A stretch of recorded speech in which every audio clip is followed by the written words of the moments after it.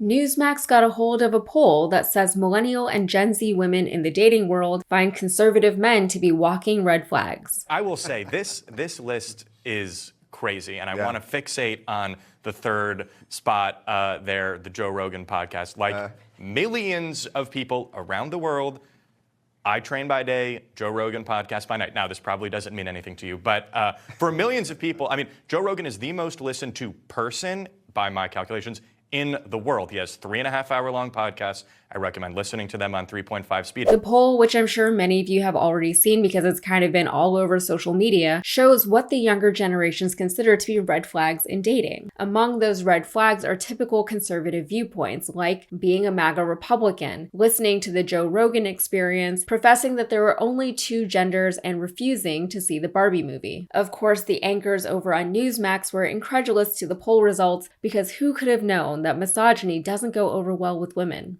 Who? Man, I don't understand what's happening with young women, because we see that young men are actually starting to trend more conservative. So that's kind of interesting. But I wonder if these young women are also the same types that, will be upset if somebody doesn't hold the door open for them, or, as we discussed the other day with the dating situation, if they don't pay for the meals of you or maybe your friends if it's your birthday dinner or something like that. They want it two different ways, it seems. My advice to the men is stay away from the woke women. Okay. Right. Because remember, they'll be the future mothers and the future wives. And as I tell my girls tell me all the time, they're not ready to get married anytime soon, but they're like, I want to marry a conservative, someone who loves God, and someone who's in their faith. And I'm like, that's good. I've seen some reactions to these polling results in the time since they were released. And one thing that keeps coming up is, really, this is what women talk about? Well, no, it's not. And by the way, that sort of response is in itself a red flag. It shows a lack of critical thinking, conviction without evidence, and chauvinism that they really think women have nothing better to talk about all day than men. It also shows that the people asking the question don't have even the most basic understanding of how polls work. Like, there's a difference between an asteroid and a pebble. I mean, these are not. Look, I'll listen to a true crime podcast about those two TSA agents who were stealing everyone's stuff. I love podcasts. So it's not the thing, it's what the thing implies. It's what it says about the person, it's what it says about the company that they keep. People tend to want to surround themselves with like-minded people, or at the very least, people who don't threaten their rights, which is probably why being a MAGA Republican is the biggest red flag on the list. I don't think I need to explain this because where to even start? I'm already exhausted just thinking about it, and yes, I've dated some Republicans in my day, on accident, of course, but most of the ones that I've dealt with don't consider themselves MAGA, red hat wearing Republicans. The ones I knew were Trump voters who only voted for Trump for tax purposes, which is already problematic, but later you learn that even that isn't true. They definitely voted for him for other reasons because tax incentives aren't enough of a reason for most decent people to vote for a guy like Trump. If they voted for him once, I can maybe forgive that, but twice, no. I've stopped distinguishing between Republicans and MAGA Republicans a while ago because it doesn't matter how they see themselves or what their reasons are for voting against the interests of so many people. The end result is the same. Now, these Republicans tend to be everything they're depicted as being, but most of the ones you encounter in real life aren't as obnoxious as the ones that make it onto The Good Liars. They're more subtle because on some level they seem to understand that their views won't always make them popular with the ladies, at least not a lady who looks like me. Speaking from personal experience here. But inevitably, it does come out. One guy said to me, "Oh, you don't really think that women have it harder than men, do you? Like, how often does sexual harassment really happen?" Another one, from New York actually, once told me that Trump is being picked on more than any other president and he didn't understand why people were being so mean to him. This conversation was triggered because he also said that it was unpatriotic for Colin Kaepernick to kneel during the national anthem. Another guy, a very wealthy man, told me that other countries should be grateful that the British Empire quote-unquote civilized them. Civilized is a fun word for colonized, and he said this to me, a woman who obviously has roots in a place that was colonized by the British. All of these are real things that real conservative men had said to me while actively trying to date me or just flirt with me.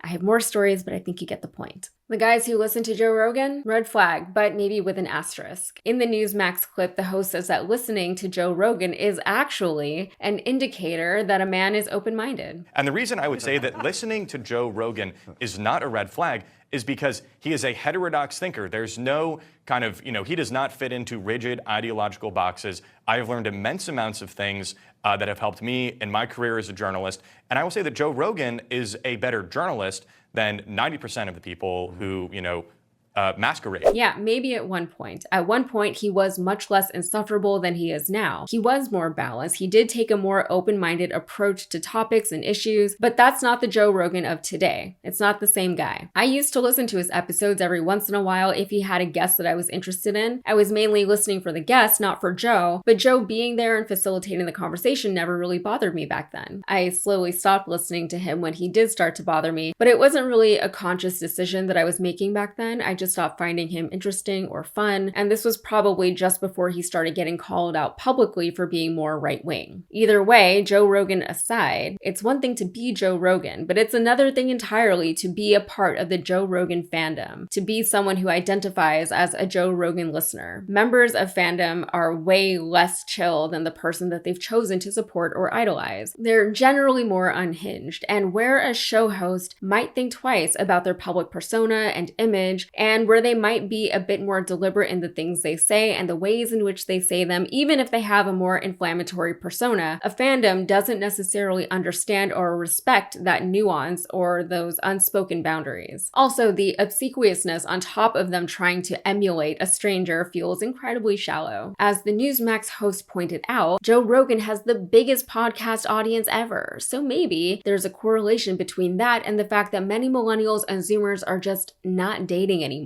The other two, professing that there are only two genders and refusing to see the Barbie movie, it just says that you watch too much Fox News, from which a number of other deductions can be made. And coming from someone who tends to give someone the benefit of the doubt, whereas stereotypes and deductions are concerned, there is something to be said for demonstrated patterns of behavior and thought. Besides, it's not that someone who says either of these things just doesn't understand transgenderism or just doesn't think the Barbie movie will be their cup of tea. It's the professing and the refusing that's the problem. It's going out of your way to make a point of something. Like with the Barbie movie, I feel like most normal people would say, I don't know, I think I'd rather see Oppenheimer. Fine, that's a totally normal reaction to have to a movie suggestion. Conversely, saying, no, I will not see the Barbie movie, that's weird, you made it weird, you weirdo. You sound like you're afraid of a non-horror movie. You also sound like someone else told you not to see it and you just do whatever that person says to do or not to do. It's not very open-minded or free thinkery of you. And professing that there are only two genders just sounds like you're making a very adamant and stubborn point about something that doesn't really concern you and then something you can't really relate to. It also shows that you're not interested in hearing anyone else's perspective on things because you've already made up your mind about it. I'm a millennial woman and I'm no longer dating, and honestly, I'm so grateful. There is nothing more comforting than the thought of no longer having to be in the dating scene because it is exhausting. Especially here in Texas, even in a blue city, I used to accidentally find myself on dates with covert Republicans all the time. At first, things would be cool, and then one day they would randomly say something a little red flaggy, like, oh, my grandmother's a little racist, by the way. Fun. That sounds like fun for me. Thanks for the heads up. Yes, that was also a real thing a real conservative man has said to me. But I've always said that even if I ended up single again, I think I would just not date. If someone perfect were to stroll into my life, fine,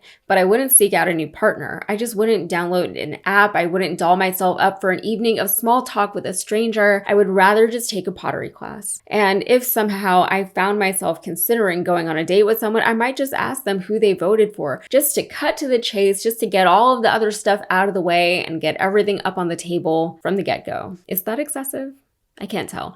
You can discuss it in the comments. That is it for me. If you got anything out of this, please like and subscribe to the channel. Also, be sure to follow me on all of the socials and check out my podcast, Modern Context. Episode 3 is out right now, and we actually talk quite a bit about the Barbie movie and Oppenheimer.